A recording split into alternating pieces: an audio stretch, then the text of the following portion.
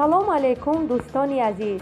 امروز به ما خبر دادند که گروه زیادی مهاجران مهنتی تاجیک در سرحد قزاقستان و ازبکستان می‌چسبند. از 16 مارس مقامات ازبکستان ارتباط هوایی و راه را با کشورهای دیگر کاملا قطع کردند.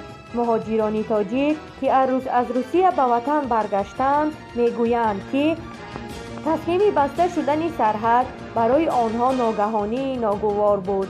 عبدالله یکی از مهاجران به ما خبر داد که صبح 16 مارس آنها در گذرگاه نوایی قطع کرده شدند. به گفته وی سرحد را تنها شهروندان ازبکستان عبور کرده می توانند.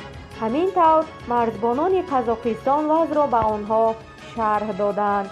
طبق گفته مهاجر دیگر تاجیک پرویز، شماره شهروندان تاجیکستان در سرحد قزاقستان و ازبکستان از 200 نفر زیاد است. در بین ما زنان و کودکان زیادند. وضعیت مرکب است. ما نمیدانیم چیکار کنیم.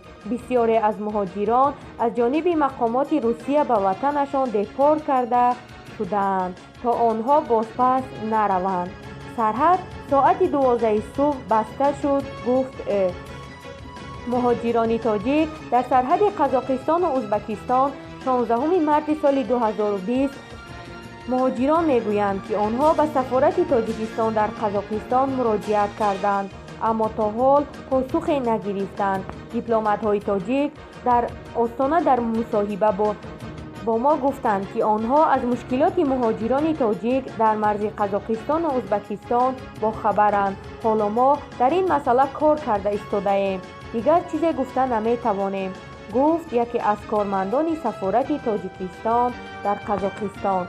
دیگر ساختارهای رسمی در تاجیکستان خاموشند. در همین حال بسته شدن سرحدهای ازبکستان شهروندان تاجیکستان را که می‌خواستند توسط فرودگاه‌های تاشکند و سمرقند به وطن برگردند به اضطراب آورد. آیا به فرودگاه پس از رسیدن اجازه داده شدند؟ معلوم نیست. از 16 مارس مقامات ازبکستان ارتباط هوایی و راه را با کشورهای دیگر کاملا قطع کردند. این تصمیم پس از آشکار شدن کرونا ویروس کووید 19 از یک شهروند ازبکستان که از فرانسه برگشت قبول شده است. عین زمان در این حالت تحقیقات اپیدمیولوژی و چاره‌های پیشگیری کننده برای پیشگیری پهن‌شوی این بیماری اندیشیده می‌شوند، گفتند اگنتی سانیتری اپیدمیولوژی بهداشتی وزارت تندرستی کشور. به گفته رهبر این آژانسی بهرام المطو باعث نگرانی اهالی وجود ندارد.